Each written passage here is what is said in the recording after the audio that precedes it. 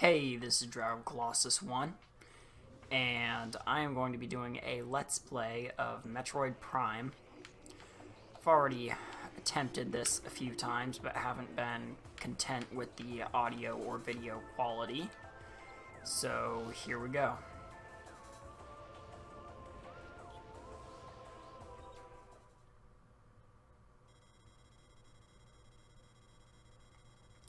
So, I am going to be basically demonstrating different speedrunning tactics. I'm not going to be doing a speedrun myself, but am going to be doing some sequence breaking, and I'll explain exactly what I'm doing in all the sequence breaks, step by step, exactly what buttons you should be clicking, and basically just doing something that nobody else has ever really done. All the videos about speedrunning tend to either have no dialogue or they don't actually tell you what you're doing, or what they're doing in the sequence breaks. They just kind of do it and expect you to follow along. But I'll actually tell you what you're supposed to do. There are some, I guess, there's some blogs and stuff online that do tell you what to do, along with some pictures, but sometimes those are hard to understand, so I think that this will be a good way to really demonstrate how to speedrun the game. I'll be doing a relatively simple path that you could do the first time that you speedrun the game. It will probably take a while to get some of the tricks. Don't expect speedrunning to make your pace any faster at first. In fact, it'll probably make you slower until you really figure out what you're doing. And there are some tricks that I have trouble getting even 2 or 3 years after I've started really getting into speedrunning this game. But we'll see how it goes.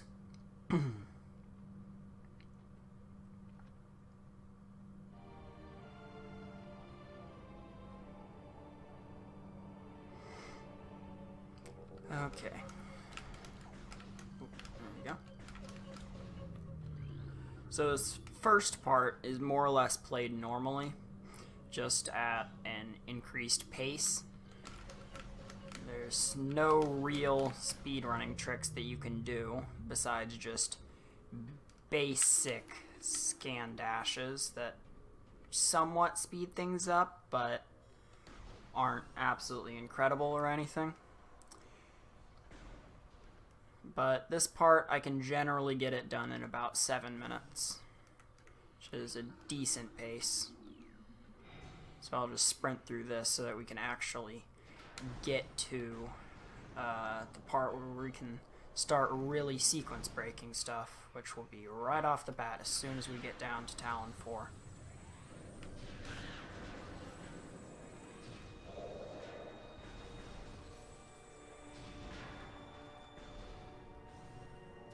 I'm not going to be getting the map. That's pretty much useless.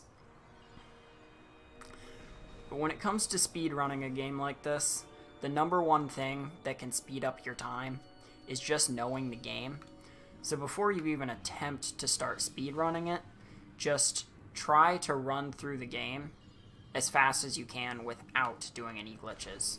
Just a 100% inbounds run and see what you can get. My first run of Echoes in particular was 18 hours, and after just my third run, just optimizing everything, knowing exactly where I'm supposed to go, I got it down to 6 hours. So that should be your first priority, is learning the game, learning where everything is, so that you can just sprint through rooms and not have to worry about not knowing where things are. Every once in a while, you'll still mess up. I mean, like, I just got shot by that guy. But it definitely speeds you up just knowing where all of the enemies are and being able to anticipate them before you even see them really speeds things up.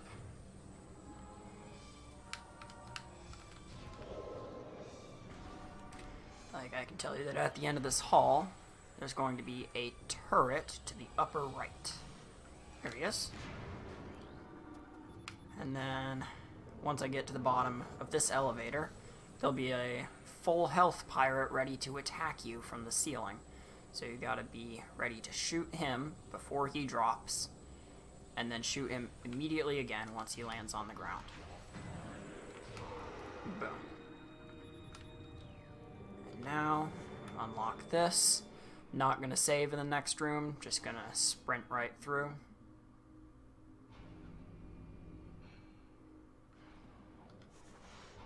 Oh, forgot about those.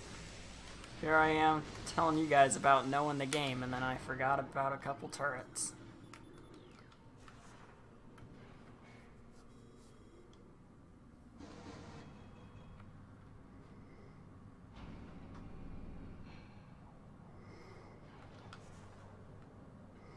So let's just run right in here. This is the first boss. Not a difficult boss at all, especially if you know anything about missile spamming, which is the first little trick that I'll tell you guys about. So the easiest way to do it, what I find, is to hold up on the C stick and then just click Y at a regular interval. That's basically just Y, Y, Y, Y, and you'll spam missiles significantly faster than the game would normally let you. So we're going to start out by scanning this guy, or I guess girl. And now, if we can get out of that, we'll walk over here and start spamming our missiles. And boom. Parasite Queen is dead.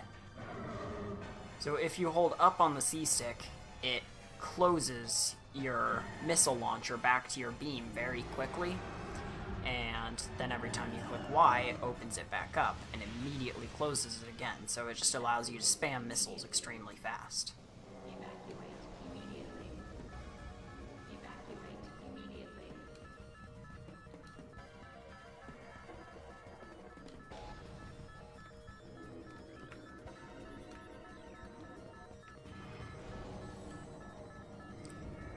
Alright. Almost through Pirate Frigid Orpheon. So, dash to the side.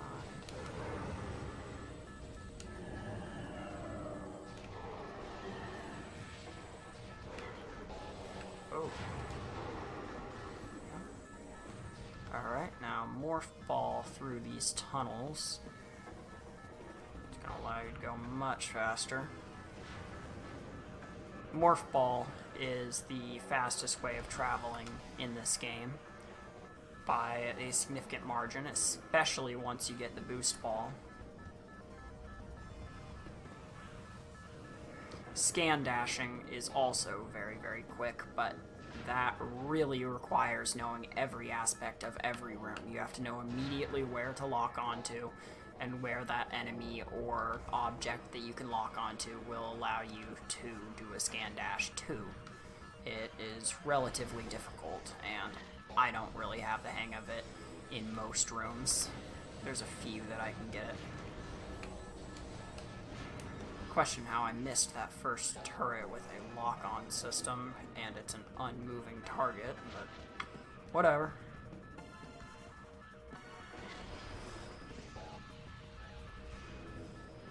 This place is very generous with health. I mean, I'm already pretty much at full health, yet I've been running into enemies constantly and just sprinting through, yet I'm only missing 1 health.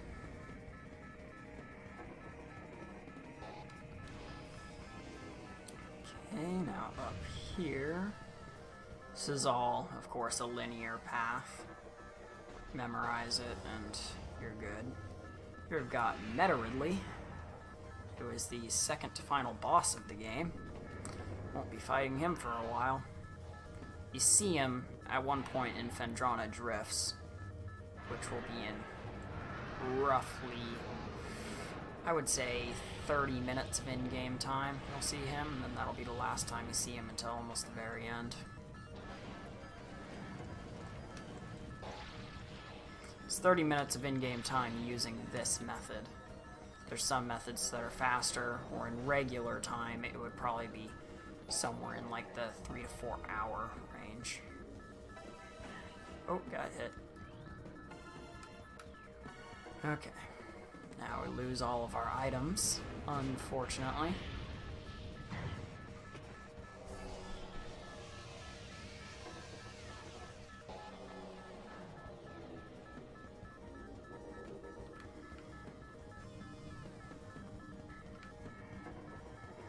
Now, if I remember correctly, it's over here, so we want to be turned like this. Oh, come on. I'm stuck on something. There we go. There.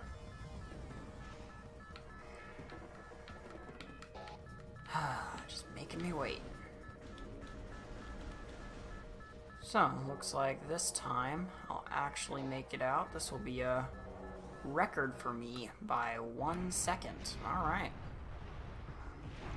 It's pretty good.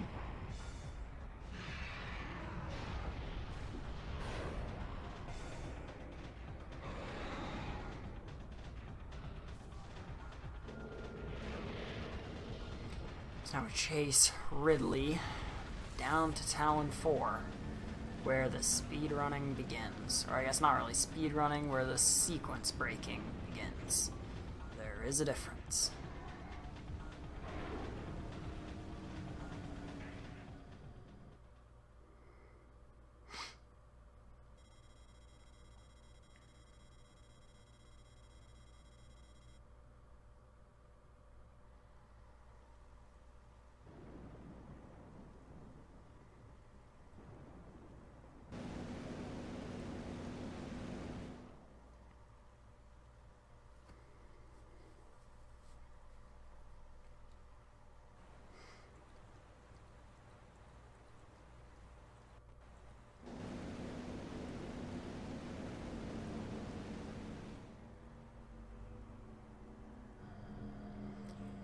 Okay, so very first room on the ground is where we can do our first sequence break.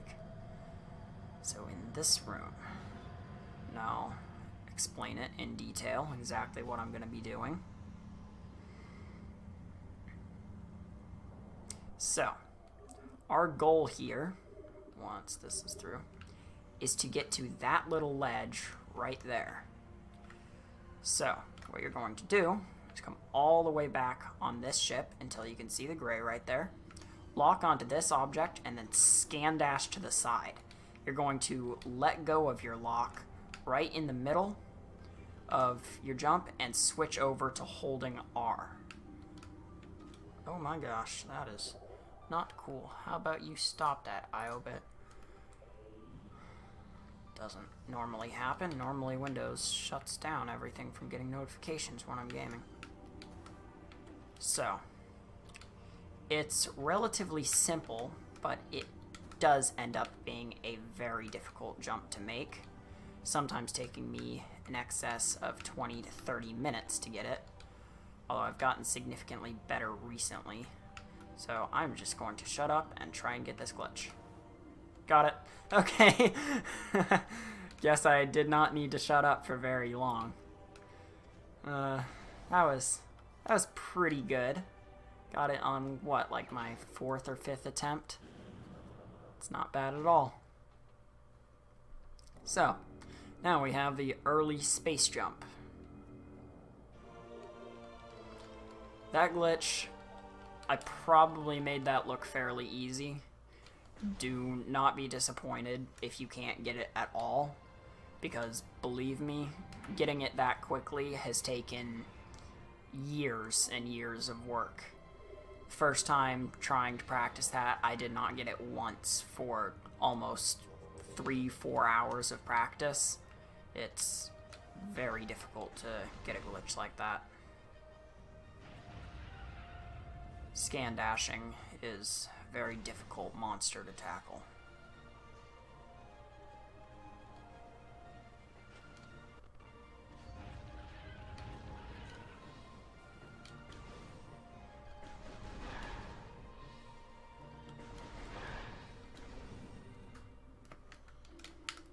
What? There. So on to the Chozo Ruins. As soon as we exit this elevator, we'll probably get a message to go ahead to the second boss, which we are going to completely skip, of course. That's one of the best parts about getting the about getting early space jumps. So we'll go ahead into settings and then hint system, turn that off. Otherwise, that's going to be telling us during the final boss that we need to go back and fight the second boss. And we're not going to be doing that. So, first things first, there's a few quick, relatively easy jumps in this room that you need to make. Go ahead and jump over all these guys. Jump up onto this little wall right here, and then do a ghetto jump, which involves jumping at a slanted surface and then pulling away from it, almost like a question mark in midair, and it will allow you to get significantly better height and distance in your jumps. So that's something that you should be practicing. Find one specific ghetto jump that you'll see me do and just start practicing it, and eventually you'll be able to do ghetto jumps no problem.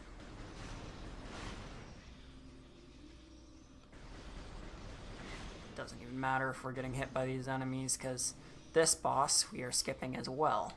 We can just jump right on over and grab the morph ball. But I hope you like the theme for this boss, because we're going to be hearing it pretty much constantly for the next 5 or 6 minutes. It's great, especially considering that I don't really even like this theme. Couldn't it be any other boss theme in the whole game that you have to get stuck with for a few minutes?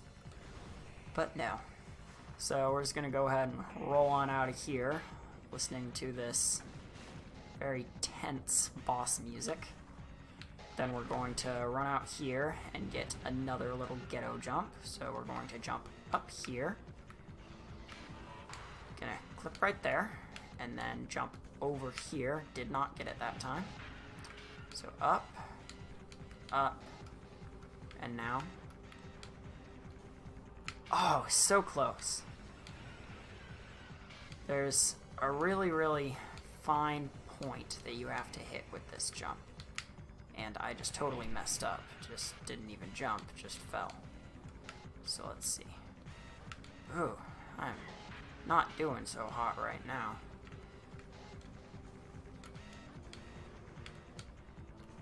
Oh my gosh.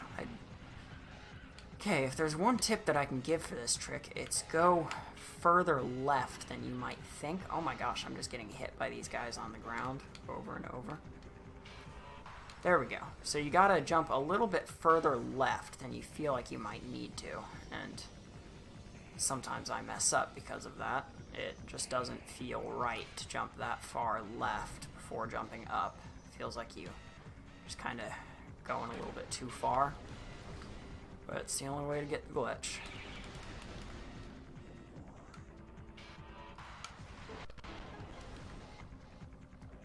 Now just jump straight across this room. That's what I mean about this boss music. Like, it starts to get annoying no matter how much you like the music. It's just playing as you're walking through these halls.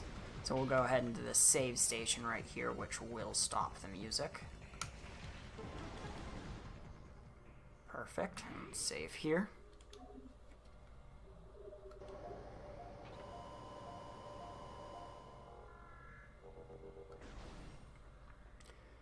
Oh. And now let's go and get the charge beam, which is down here.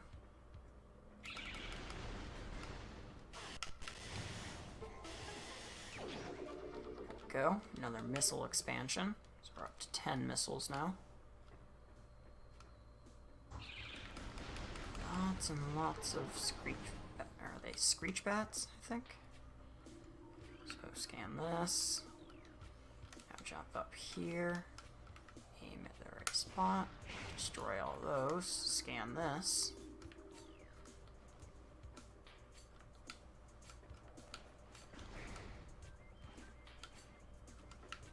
Scan this one here.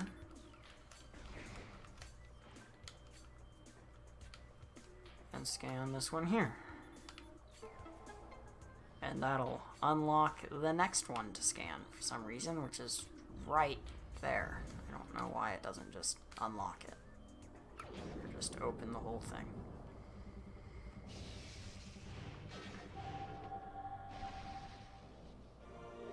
Okay, so now that we have the charge beam, let's just run past most of these guys, probably destroy the first few. Simple as this, and then this, and then let's jump through the rest.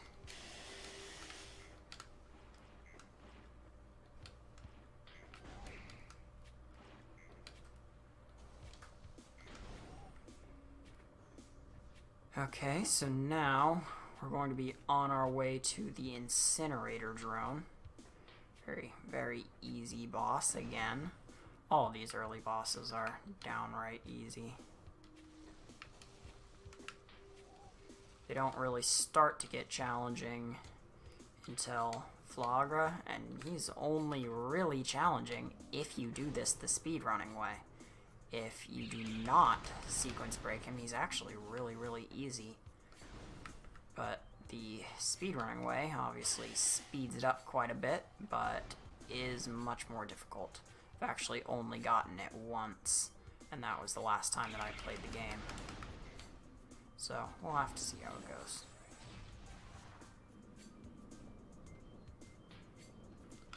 Oh, I actually unmorphed at the wrong spot. Here's where I need to unmorph. And so here is the incinerator drone.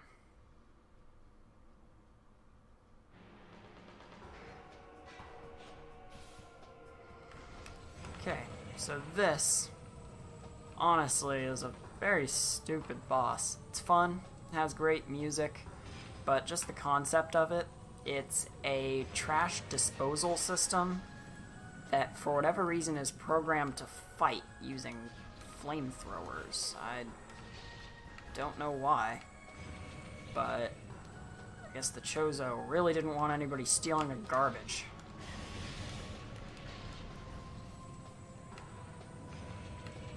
And it's just a big waiting game. So you gotta wait until its eye comes out and then shoot the eye.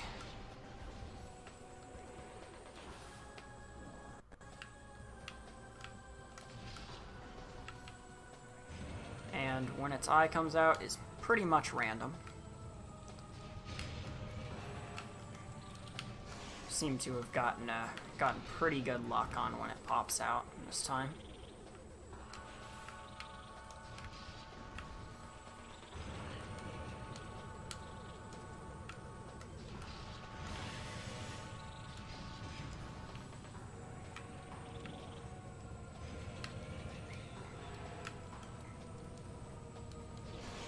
There, jump in the air directly at it, and hopefully, if I got this right, as soon as this cutscene lands, I will pretty much land right by it. Sometimes you land right on top of it, which is also great.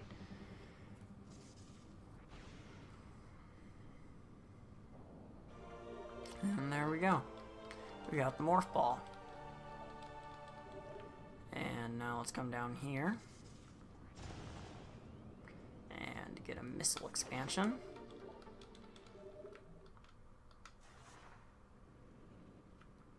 Come on. Here we go.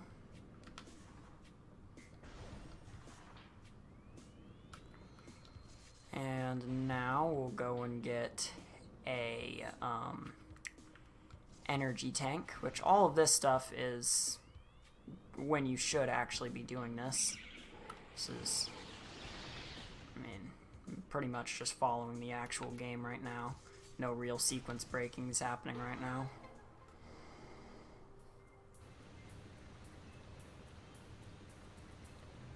I could currently, in this next room that we go to, get into a room that I'm not supposed to be in yet, but once you're there, it's kind of pointless, so not going to be doing that. I also could go and get the early Ice Beam right now, or the glitch is more commonly known as Ice Beam before Flagra, But I'm not going to be doing that because a little bit too complicated for what this is supposed to be, kind of a demonstration of how you could start speedrunning. This is supposed to be like your first run, and an out-of-bounds glitch is a little bit much for your first run, especially that one. That one is a very difficult out-of-bounds glitch, to the point to where I've never really gotten it and saved any amount of time. It was very, very slow. It took me over an hour, and so wasn't even worth it in the end. Okay, let me out. There we go. So, not going to be doing any out-of-bounds glitches in this run. If I run Prime 2, then I will be doing several out-of-bounds glitches, but this game, I'm better with the inbounds glitches. It's just a product of knowing the game very well, whereas Echoes, that's a matter of really just a lot of practice in those few out-of-bounds areas. But Echoes is significantly more broken of a game than Prime 1, so there's a lot more and easier out-of-bounds glitches that you can do. This game really only has a few that I can think of, and they only save you a little bit of time in the grand scheme of things. In Echoes, they save you a lot of time, and that's why I've practiced and gotten good at those. But in this game, they'll save you like a few minutes in the long run. And so, we're at about 27 minutes. Should be about 17 minutes in-game at about 9%. So, this is where I'll leave off.